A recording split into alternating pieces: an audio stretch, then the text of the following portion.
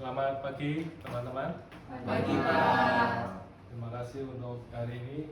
Pertemuan pertama kita akan saya ambil dengan mata kuliah pengantar pariwisata dan manajemen destinasi. Jadi ini adalah pertemuan pertama kita. Saya harap teman-teman nanti ketika akhir perkuliahan ini teman-teman bisa mengerti konsep dasar dari pariwisata. Jadi ini yang merupakan pengetahuan awal, pengetahuan umum mengenai pariwisata. Sebelum kita mulai perkuliahan, saya akan pimpin dalam doa. Teman-teman bisa ikut berdoa sesuai dengan keyakinan masing-masing. Berdoa, kita mulai.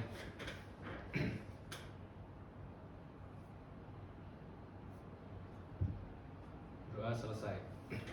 Baik, saya akan mulai dari pernyataan UNWTO atau United Nations World Tourism Organization. Jadi pariwisata merupakan aktivitas perjalanan seseorang dari tempat seseorang itu tinggal di lingkungan sehari-hari mereka tidak lebih dari 1 tahun untuk tujuan bisnis maupun tujuan lainnya. Dan menurut UNWTO, pariwisata itu adalah sebuah aktivitas yang meninggalkan rumahnya, kemudian dengan tujuannya adalah bisnis, bisa dengan tujuan yang lainnya, bisa seperti tujuan berbelanja, kemudian berobat, kemudian mengunjungi sanak saudara, bahkan ziarah pun juga bisa disebut sebagai kegiatan pariwisata. Nah, tapi ada pendapat lain juga yang mengatakan pariwisata adalah sebuah aktivitas keluar rumah. Jadi keluar rumah pun bisa disebut sebagai pariwisata.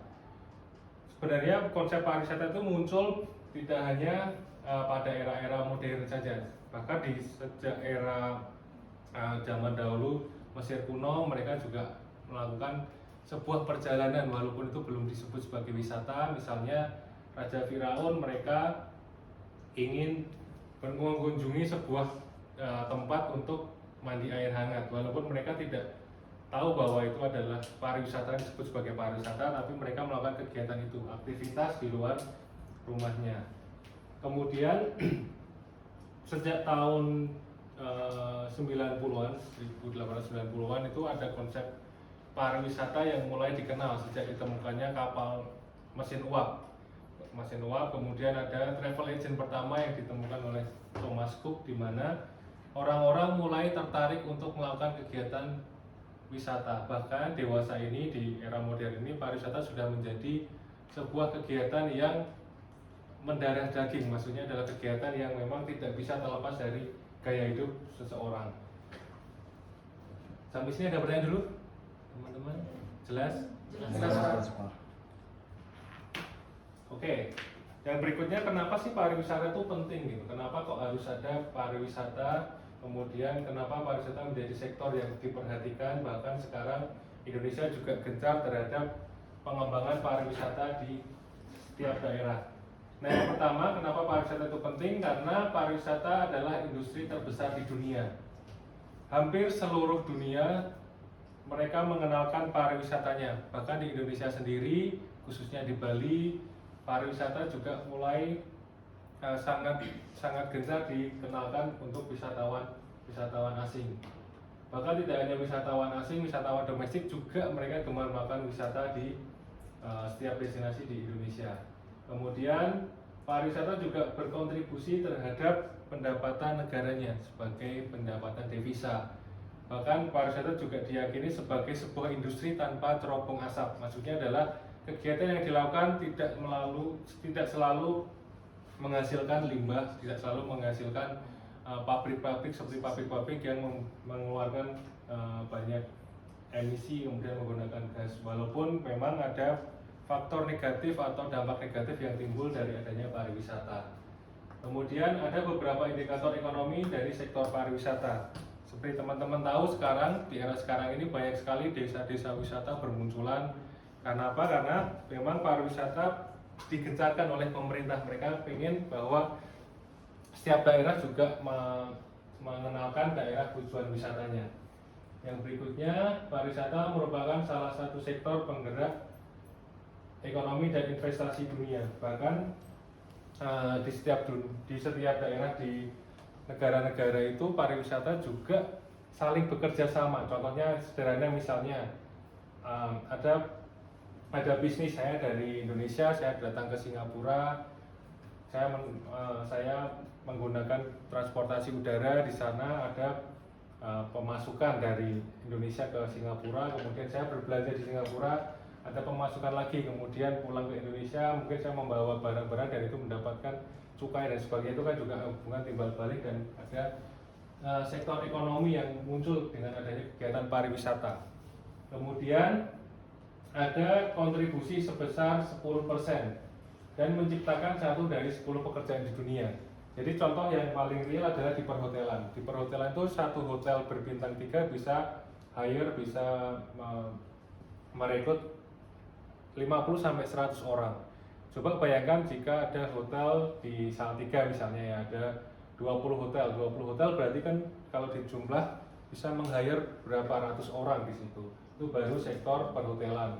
Belum lagi ada kafe, belum lagi ada destinasi wisata, belum lagi menjadi guide di sektor-sektor informal, penjual souvenir dan sebagainya. Jadi pariwisata memang berkontribusi terhadap pendapatan belanja daerah itu bisa 10% dan bahkan lebih gitu dari adanya pembukaan kesempatan mencari pekerjaan. Kemudian pertumbuhan wisatawan dunia semakin meningkat setiap tahunnya. Akan terdapat 1,8 miliar wisatawan dunia pada tahun 2030. Jadi pada tahun 2030 diprediksi akan meningkat sebanyak 3,3% dengan adanya kegiatan pariwisata. Kita bisa melihat ya 1,8 miliar wisatawan itu berarti hampir 1/10 dari jumlah penduduk dunia itu melakukan traveling. Dengan adanya kegiatan tersebut, pariwisata akan semakin meningkat perekonomiannya, kemudian setiap negara juga mendapatkan keuntungan dari kegiatan pariwisata. Nah, lebih fokus lagi pada dampak positif pariwisata terhadap ekonomi. Di Indonesia sendiri pada tahun 2019 sudah menargetkan 20 juta wisatawan. Nah, jumlah itu juga sudah tercapai. Namun yang menjadi masalah adalah bagaimana sebuah destinasi wisata itu bisa menyiapkan fasilitas-fasilitas pendukung, baik itu fasilitas di destinasi daerah, kemudian aksesibilitas dan kesiapan sumber daya manusianya. Jadi itu juga perlu diperhatikan, walaupun secara ekonomi mendapatkan dampak positif, tapi kita juga harus melihat bagaimana peran pemerintah, bagaimana peran stakeholder di balik kesuksesan sebuah destinasi tersebut. Kemudian bisa menggerakkan perputaran uang sebesar 224,7 triliun itu di domestik dan 144 triliun di mancanegara. Kemudian bisa meningkatkan investasi daerah yang kurang berkembang. Maksudnya gini, jika ada sebuah daerah yang tidak berkembang, tidak dikenal, dengan adanya sektor pariwisata bisa dalam tanda kutip itu pariwisata sangat pro terhadap investasi. Jadi bisa saja ada investasi-investasi yang masuk di setiap daerah dan setiap daerah itu bisa dikenal dan bisa berkembang, bahkan bisa lebih baik lagi karena adanya kegiatan pariwisata. Kemudian ada pemerataan pengembangan wilayah regional. Jadi dengan adanya pariwisata, pembangunan di daerah-daerah yang mungkin dulu tidak terpikirkan sekarang bisa lebih dikenal dan pembangunan itu bisa merata. Yang berikutnya dampak terhadap sosial. Jadi ada meningkatkan kesejahteraan rakyat, menghapus kemiskinan, mengatasi pengangguran, bisa memajukan kebudayaan, mengangkat citra bangsa, kemudian pariwisata juga memupuk rasa cinta tanah air, memperkukuh jati diri dan kesatuan bangsa, mempererat persahabatan antar bangsa, peningkatan kapasitas sumber daya masyarakat, dan peningkatan kesadaran dan peran masyarakat. Nah, ada yang mau bertanya nggak tentang sosial ini? Oke, ya silakan ya. Pak. Saya pengen bertanya, bagaimana pariwisata bisa meningkatkan kesejahteraan rakyat? Yang poin pertama. Oke. Ada teman-teman yang mau menjawab dulu kenapa kok pariwisata bisa meningkatkan kesejahteraan rakyat? Mungkin saya. Oke, Aldo silakan. Nah, kalau biasanya kalau ada destinasi wisata itu kan bisa memunculkan eh, lapangan kerja baru buat masyarakat. Nah dari lapangan kerja itu masyarakat mungkin bisa ikut turut ambil bagian lah dalam menjadi karyawan di lapangan kerja yang dibuat gitu Pak, mungkin dari saya. Oke, terima kasih Aldo. Ada yang lain yang mau bantu menjawab? Oke, jadi benar yang disampaikan oleh Aldo bahwa meningkatkan kesejahteraan secara simpelnya seperti itu. Jadi tadi sudah disinggung ya bahwa pariwisata membuka lapangan pekerjaan baru. Yang dulunya mungkin masyarakat itu menganggur, gitu, tidak punya pekerjaan. Karena adanya pekerjaan, akhirnya kesejahteraan secara ekonomi itu bisa meningkat. Tidak hanya itu saja, mungkin ya dari kegiatan pariwisata mereka mulai kreatif, mereka membuka lapangan kerja sendiri, gitu. Tidak bekerja di tempat pariwisata, tapi mereka juga ikut membuat apa namanya kesempatan kerja baru juga, jual souvenir, kemudian membuat kerajinan tangan, dan mereka hire orang juga sehingga saling membantu. Kemudian petani-petani, contoh juga petani-petani kopi yang sekarang mungkin sedang marak di coffee shop. Petani-petani menjadi pemasok di coffee shop itu kan juga kesejahteraan mereka mulai meningkat gitu. Kemudian itu juga bisa menghapus kemiskinan yang sebelumnya mungkin mereka tidak pernah terpikirkan bahwa kegiatan pariwisata bisa meningkatkan kesejahteraan. Akhirnya mereka juga meningkat secara ekonomi dan menghapus kemiskinan mereka. Ada lagi yang mau bertanya? Saya Pak. Oke, silakan Tania. Ini di bagian dampak sosial ya Pak, di poin yang keempat. Bagaimana pariwisata bisa memajukan kebudayaan? Oke. Sama nih, ada yang mau nanggapin dulu nggak?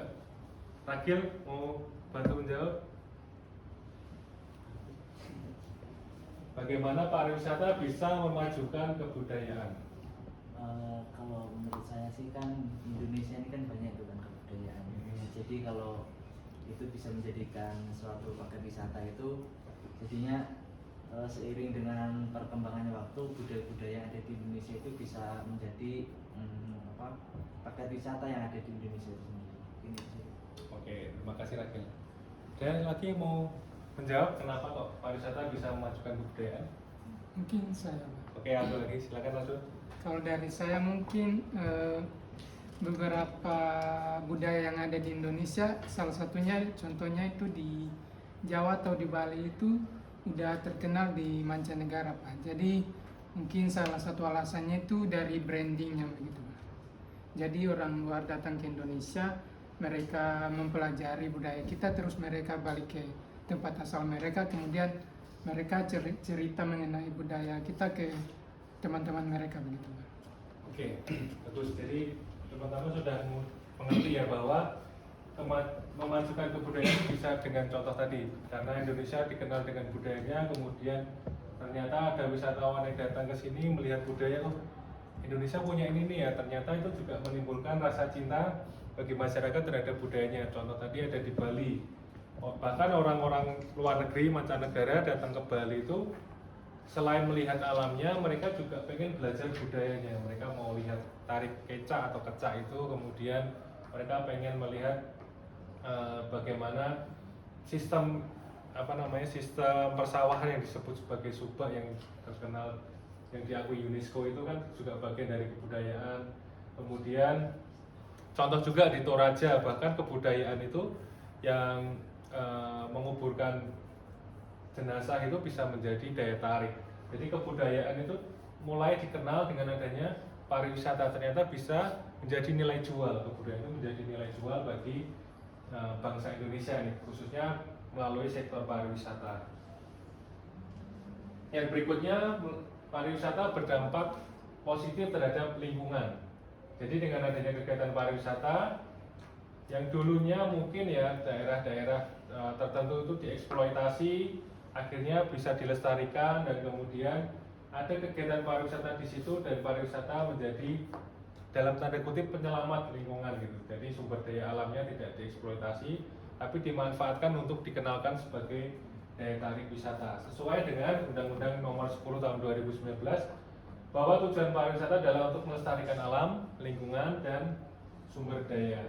Pariwisata juga mencegah degradasi lingkungan akibat kegiatan ekonomi yang mengeksploitasi sumber daya alam.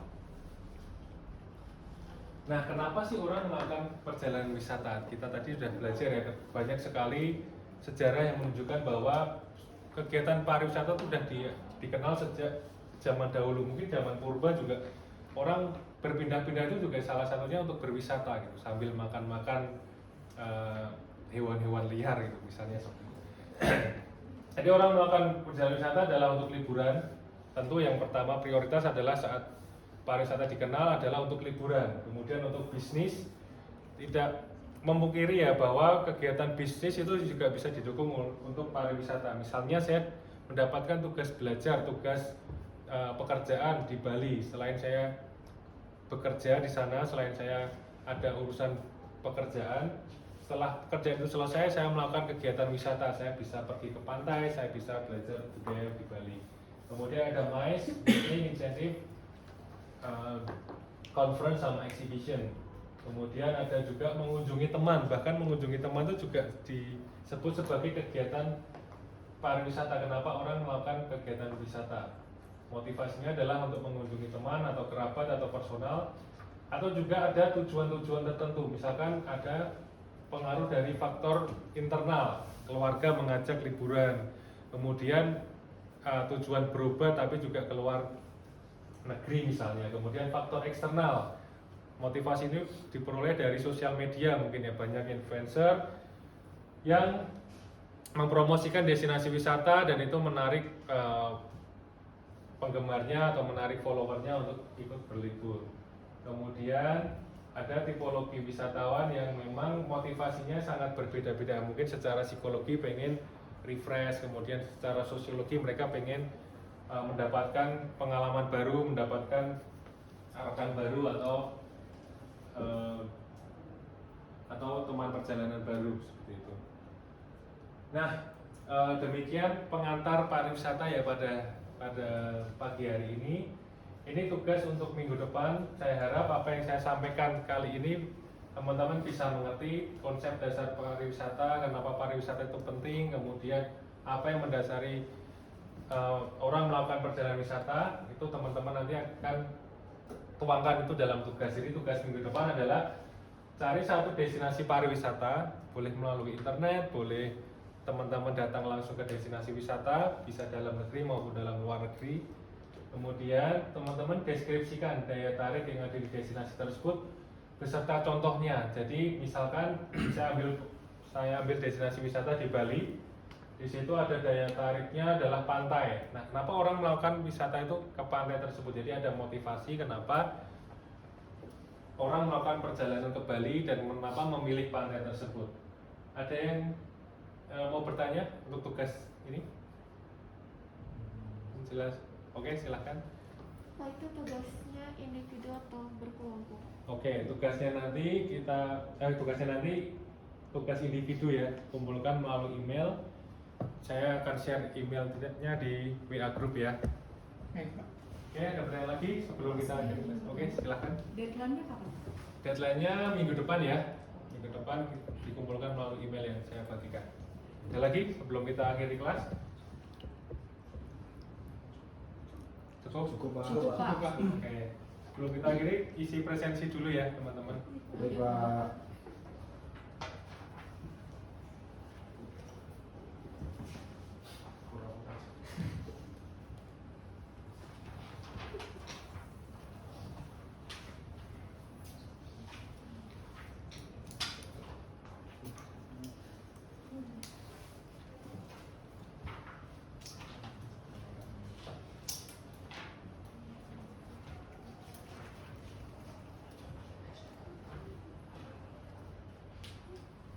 Oke, terima kasih karena teman-teman sudah hadir pada kesempatan kelas hari ini. Sebelum saya tutup kelas ini, saya akan tutup dalam doa. Teman-teman bisa berdoa sesuai dengan agama dan kepercayaan masing-masing. Doa mulai. Oke, berdoa selesai. Terima kasih teman-teman. Sampai jumpa minggu depan ya. Terima kasih.